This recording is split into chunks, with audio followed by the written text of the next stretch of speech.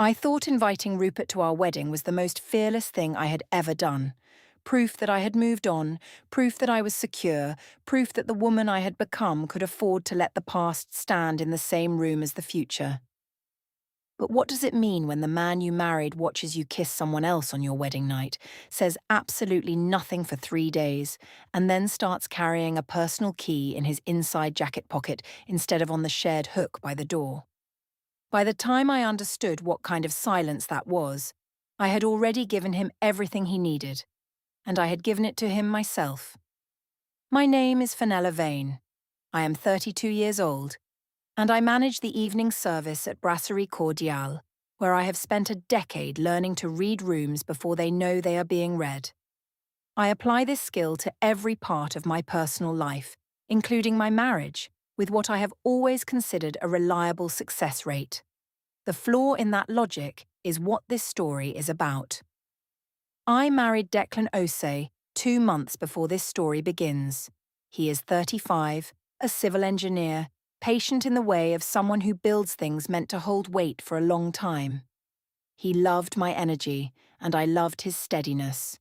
And that arrangement worked until 8 weeks before our wedding, when I decided that inviting my ex-boyfriend Rupert Alves to the reception was proof of something important about who I had become. A woman truly over someone can afford to let him watch her marry someone better. On the Sunday morning this begins, I was on the rooftop terrace of our building, confirming Rupert's RSVP on a thread I had renamed with a flower emoji so his name would not appear on my lock screen. His message read, "See you Saturday." I told myself this caused no reaction in me, and I believed it. Declan found the wedding seating chart on the kitchen bulletin board and asked, without heat, how Rupert had ended up at table 7, 2 seats from the family table. He mentioned our March dinner, where 2 stories I told had used the word "we" to describe a weekend trip and an exhibition from the Rupert years, and he noted the placement looked deliberate. His question was exact. The last time I mentioned Rupert, I placed the contact as a brief call 9 months before our engagement, so what had changed to put him family adjacent at our reception? I said I did not arrange my friendships into a schedule for his reference. His second point was simpler. If Rupert's seat was about making Rupert feel the loss rather than genuine shared friendship, that was not a decision he could stand behind without a straight answer. He offered to say nothing more about it if I could name one current conversation with Rupert, one real recent exchange. I called this a friendship audit before his own wedding and walked inside. At the boutique 2 days later, Bex approved the whole decision and said it was confidence. My phone buzzed on the bench, the flower emoji thread, "See you Saturday."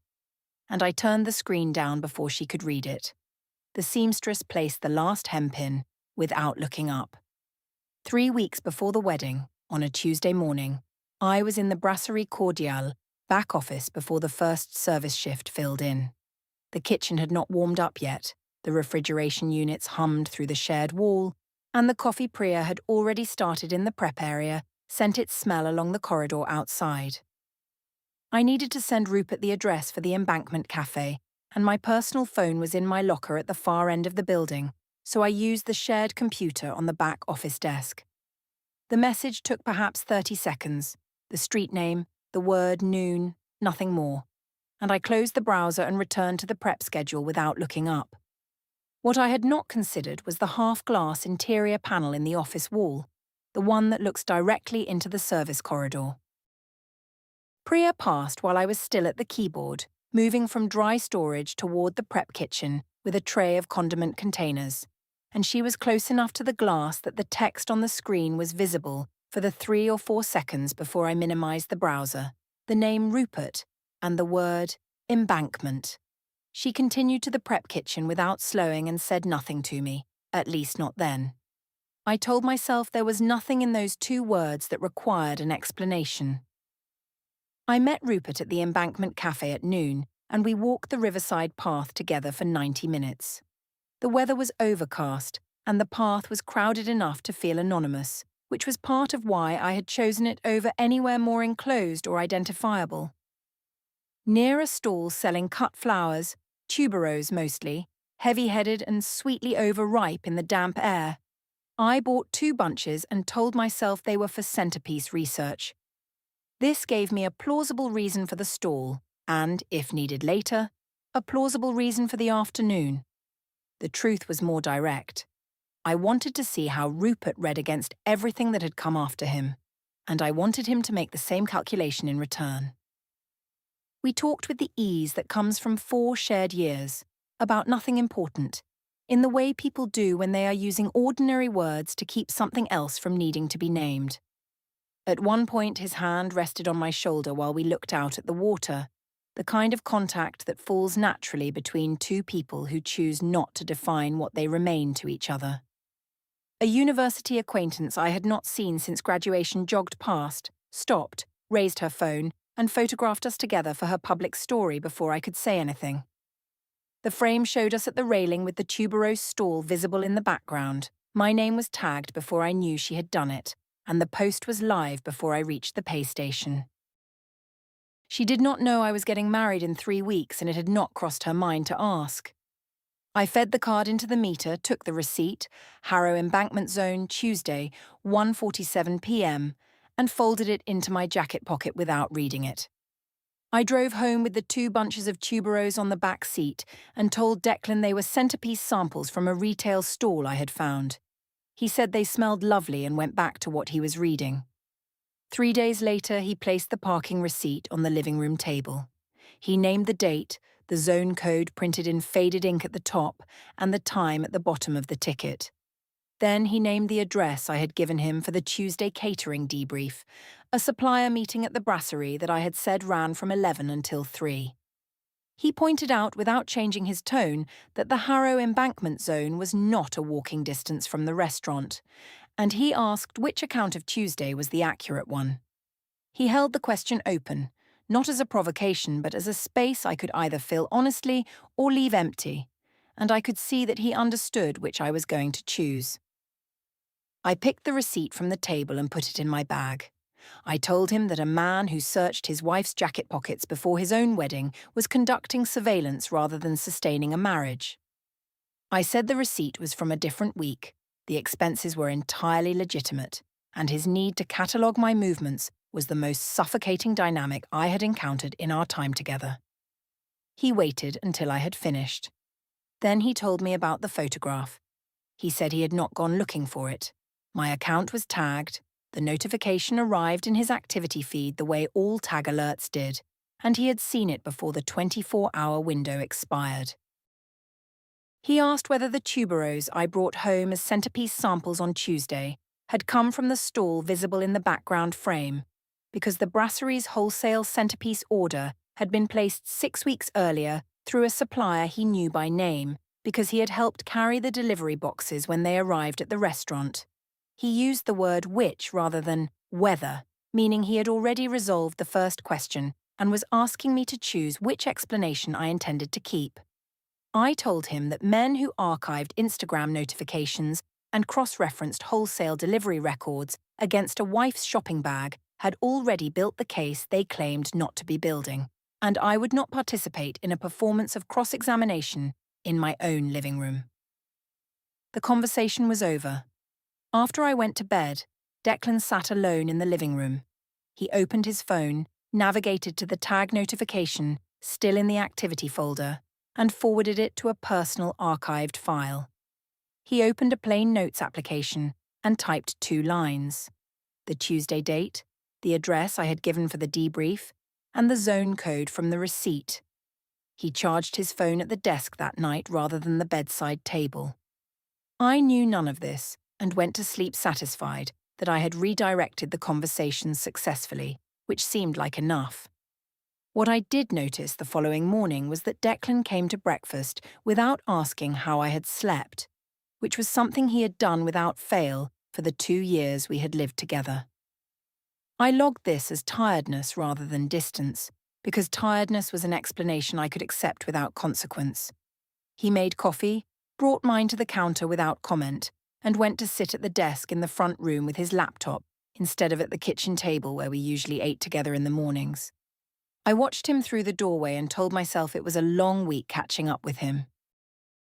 The ceremony was everything I had planned, which meant it ran exactly as I had designed it to run. I had managed this kind of occasion many times at the brasserie. Every element placed, every timing confirmed, every contingency mapped before it could become a problem. And the ceremony at Fernhaven Estate was no different. The hall was dressed with tuberose centerpieces on every table, the same heavy sweetness from the embankment stall moving through the room when the main doors opened for the welcome drinks, and I noticed this with a satisfaction that felt close to ownership. I had chosen those flowers. I had arranged this evening. The whole thing was running the way I told it to run. Rupert sat at table 7 and was, for the first 3 hours, entirely consistent with the guest I had described to Declan 8 weeks earlier. He was pleasant, conversational, well-contained, and said nothing that required managing. He spoke easily to people he had never met, laughed at the right moments, and stayed inside the role I had assigned him. For 3 hours, everything I had told Declan was accurate, and I kept this accuracy running in the background of the evening like a quiet justification I did not need to look at directly. The shift happened after 10. The DJ moved into slower music, and the dance floor thinned down to the people who had stopped caring who was watching. Rupert stood from table 7 and extended his hand across the space between us. No words, just the gesture. And I took it the way you take the hand of someone you spent 4 years with, without deciding to, because the body has its own answer to that particular question, and the mind arrives afterward. Declan was at the bar with Nav. I saw this as we moved to the floor, and I saw Declan's hand pause on his glass for 3 or 4 seconds before he continued talking. He did not walk across the room. He did not change his expression from where I was standing. We danced for the length of one slow set. The floor had thinned enough that the people still on it were the only ones the room was attending to, and near the end of the last song, in the way that things shift between two people who once knew each other's distances, I turned to press my lips to Rupert's cheek in the way that could be described as a farewell gesture between two adults with a long shared history. The angle shifted. What happened in those few seconds was not what I had intended to signal to anyone present. The videographer was filming the couple's table background from 3 meters away with a clear sightline to the floor. Declan was in the right edge of the frame, his back to us. Rupert's champagne flute sat on the floor beside where we were standing, a crack running through the bass from where it had been set down too firmly. The song ended. I walked back to the main table and told myself the room had absorbed it without consequence. Declan found me in the bridal suite corridor at 11. The corridor was narrow and lit from above, and in the upper left corner where the wall met the ceiling, there was a small grey CCTV housing mounted flush with the surface. A lens the size of a coin, the kind you stop registering because buildings are full of them and you have trained yourself not to look up. His voice was quiet and specific in a way I had not heard from him before. He asked what the dance floor had been at 10:22. He named the time the way you name a measurement, without judgment attached to the number. He asked what the kiss was. His trap question followed. In the conversation 8 weeks earlier, I had placed the last contact with Rupert as a brief phone call 9 months before our engagement, and he wanted to understand what he was missing. Because what I had described as a finished, managed thing and the dance floor at 10:22 could not both belong to the same account. I told him he was turning a farewell between two adults into a case study on our own wedding night.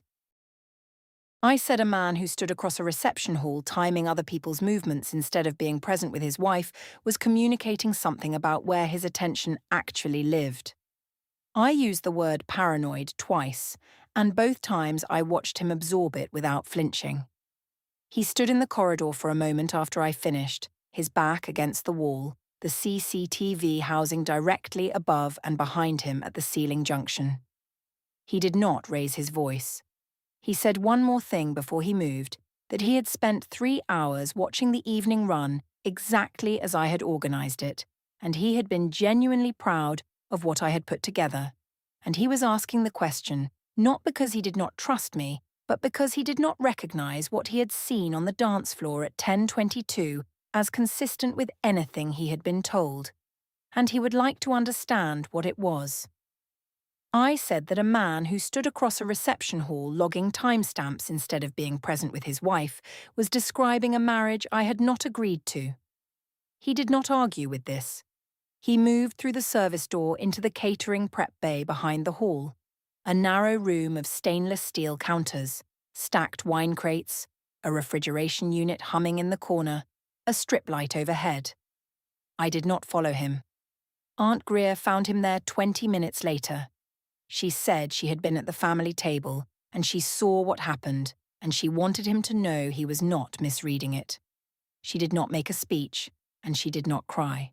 She held his forearm with both hands, said she had seen the whole floor from where she was sitting and the angle was not ambiguous, and that she would call him on Monday morning. She went back through the service door without raising her voice once. She did not need to. At midnight, the videographer finished the post-event backup. The raw footage album synced automatically to the cloud album linked to the original booking form. The notification was sent to the primary email address on file from 6 months prior, Declan's work address, which he had used during the vendor payment stage because I was managing the catering accounts that week and he had taken over the vendor side. The message arrived in his inbox at 12:07 in the morning. He did not open it until 7:14 the following day, when I was still asleep. At 7:14 the following morning, Declan opened the cloud footage notification in the Home Office, moved through the full reception recording in fast forward until the 10:22 timestamp, and watched the dance floor sequence at normal speed. He watched it twice and then a third time, pausing on a single frame where the angle became something the lens could not interpret as a cheek. He came to the kitchen afterward and made coffee without speaking, which I registered as ordinary Tuesday morning behavior and attached no meaning to. The automated notification arrived on my phone at 8:05 as a secondary contact on the album. The access log embedded in the notification showed that the primary album link had been delivered to the booking contact email the previous midnight and opened at 7:14 that morning. Declan had the footage and had already watched it. I stood in the bathroom reading this message and did not move for longer than I should have before putting my phone in my pocket and going to the kitchen as though the information had not arrived. By the third day after the wedding, I had decided that the correct response was to sit with Declan in the living room and use the approach I used at the brasserie when a situation needed to be de-escalated without either side declaring a loss. I used a measured, reasonable tone. I said I understood the footage could look a particular way and that I was prepared to attend couples counselling as a genuine show of good faith, which seemed to me like the mature thing to do for a marriage that had experienced a complicated evening. I offered this with what I called reasonable structural parameters. He would agree not to reference the footage in future conversations between us.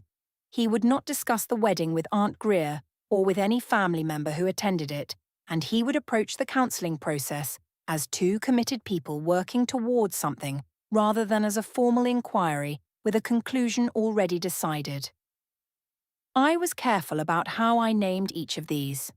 I said they were conditions for a productive process, not conditions for me. He listened to the complete offer without interrupting once. When I finished, he asked one question. He said the parameters I was proposing included a restriction on his discussing a family occasion with a family member who had been physically present at it, and he wanted to know what kind of genuine good faith process required one of the two participants to stay silent about an event they had personally witnessed. He asked whether what I was offering was a real path toward honesty or a set of conditions that protected a particular version of events from being examined. His voice did not change. I told him he was treating a sincere gesture like a contract clause, and that if this was how he received good faith, then the problem was not mine. He said he heard me and would think about it. He went to the Home Office and closed the door softly behind him. I sat on the sofa for a while and understood that the offer had not worked, though I could not yet specify the precise way it had made things worse, instead of better. He closed the Home Office door softly and I sat on the sofa looking at the space he had occupied. The offer had seemed, when I was composing it in my head, like something reasonable people would accept. What I understood, sitting in the quiet after he left, was that the conditions I had attached to it had told him exactly the shape of what I was trying to protect, and protecting it was not the same as offering him honesty. I went to the kitchen and poured water and stood there for a while without drinking it. Over the next several days, Declan's behaviour changed in small ways I kept finding explanations for. He no longer left his wallet on the kitchen counter when he came in from work. It went to the desk in the Home Office instead. He checked the mail at the building letterbox himself, rather than leaving it for me to collect on my way out in the morning. He went to bed earlier on 2 consecutive nights without saying he was tired, and I woke both mornings to find him already up and already at the desk before I had come downstairs. On day 5, I passed the living room doorway and saw Declan at the shared filing cabinet, taking out items that were his alone. Work contracts, bank account records going back several years, qualification certificates, a pension plan statement. He moved them to a separate binder and carried the binder to the Home Office desk. He said nothing about it and I asked nothing. I told myself he was reorganizing ahead of the new month, which he sometimes did. On day 6, he spent an hour at Nav's apartment. When he came home, he was quieter than he had been before the visit, carrying the contained quality of someone who has recently confirmed something they had suspected for a while. He made dinner that evening, asked about my afternoon, and the conversation stayed on the surface of ordinary domestic topics. He did not mention the visit, and I did not ask. I told myself the quiet meant the worst had passed. On the evening of day 8, Declan came home from a walk and stopped at the shared key hook inside our apartment door, where we had always placed both sets of keys when we were home. He lifted his personal key, the one with his initials engraved on the tab, the one he had carried since before I knew him, and moved it to the interior pocket of his jacket, against the lining. He did not explain this. He went to the kitchen and started dinner. Later that same evening, I passed the hook and saw the empty slot where his key had always been, and I told myself he had simply forgotten to replace it after going out earlier. The hook stayed empty the next morning, and the morning after that, and I kept moving past it without asking, because asking seemed like it would require an answer I was not ready to hear. The following Tuesday, his calendar on the shared household tablet showed an entry for that afternoon. Meridian Hall, 2:30 p.m. Bring forms. He left at 2:15 without explaining where he was going, came back before dinner exactly as he had said he would, cooked, and asked how my day had been. He seemed entirely normal. Normal and prepared look identical from outside, and that was the detail I kept running into without finding a place to put it. On Wednesday evening, 12 days after the wedding, Declan sat at the kitchen table while I stood at the counter. He laid out what he had assembled without heat and without any performance of emotion. The seating chart with Rupert's placement deliberate and 2 seats from the family table, the Tuesday embankment meeting and the parking stub with its zone code and timestamp, the cloud footage at 10:22 and how it had arrived in his work inbox through the booking form he had completed 6 months earlier, Aunt Greer's Monday phone call, and Nav's account of what he had seen from the bar. He said he was not listing these things to establish a score. He was naming them so I could respond to each one with an honest version if one existed, and if anything in what he had built was genuinely wrong, I could correct it now, and we could decide together whether there was anything left to work from. His trap question was exact. He had been told by me that the last contact with Rupert before the embankment meeting was a single call 9 months before our engagement. Given the footage, the parking stub, and the stairwell meeting he now knew about from the building management log, which he had accessed as a co-named resident of the building. What did I think a marriage looked like from the outside when one person spent it building a record and the other person spent it managing a performance? The micro detail he used was the tuberose flowers. I had brought them home as centerpiece samples on the Tuesday I had described to him as a catering debrief. But the brasserie's wholesale centerpiece order had been placed 6 weeks earlier through a supplier whose name he knew, because he had been there when the delivery came in and had helped carry the boxes up the stairs to the restaurant's storage. He had not needed to investigate that. He had simply been there. I told him the word record told me everything I needed to understand about how he saw this marriage, that I was a subject to him and he was the investigator, and I would not respond to a conversation framed as an evidence review. I walked out of the kitchen. He sat at the table for a moment, checked his calendar once, and went upstairs to the home office rather than the bedroom. I stood at the kitchen counter for a while after he left, looking at the room without registering any part of it. The argument had not felt like an argument. It had felt like a closing statement made in a quiet voice by someone who had been waiting for the right moment to deliver it and had concluded that this was the moment. I heard his footsteps on the landing and told myself he was being theatrical about the whole thing. He was not being theatrical. Later that evening, I was inside the elevator when it opened on our floor, and I could see down through the lobby that Declan was at the ground floor letterbox collecting the mail. He took out 2 envelopes addressed to him alone, at his personal name rather than our joint address format, and placed them directly into the interior pocket of his jacket without opening them in the shared lobby. He did not look up as the elevator doors closed. I went to the kitchen, opened a bottle of water, and stood at the counter looking at the empty key hook for longer than made sense. 2 days after the kitchen conversation, Declan was polite in a way that had become indistinguishable from deliberate distance, asking practical questions about the week's schedule and saying little else. His phone stayed in his jacket pocket rather than on the kitchen counter, where it had sat every morning of our time together. I told myself this was caution, and that caution was manageable. On Thursday afternoon, I drove to the Meridian Quarter parking garage and took the east stairwell to the 2nd level. I had told myself I was going to close this cleanly, to tell Rupert that the situation had become more complicated than either of us had anticipated and that he needed to step back entirely. Rupert was already there against the painted concrete wall beside the fire door.